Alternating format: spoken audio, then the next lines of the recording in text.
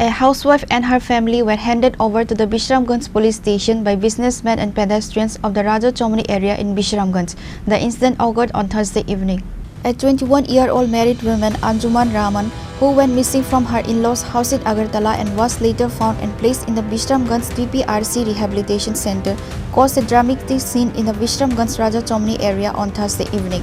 While being transported from the center to her parental home in Vishalgarh, she suddenly started screaming from the car, alleging that her own family members had attacked her and vehemently refused to go home.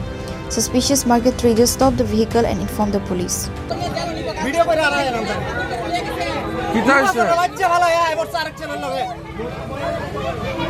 Police took everyone to the station. Bishramganj OC Ajit Devarma stated the woman was mentally somewhat unwell and speaking incoherently, which is why she was handed over to her father's family after investigation.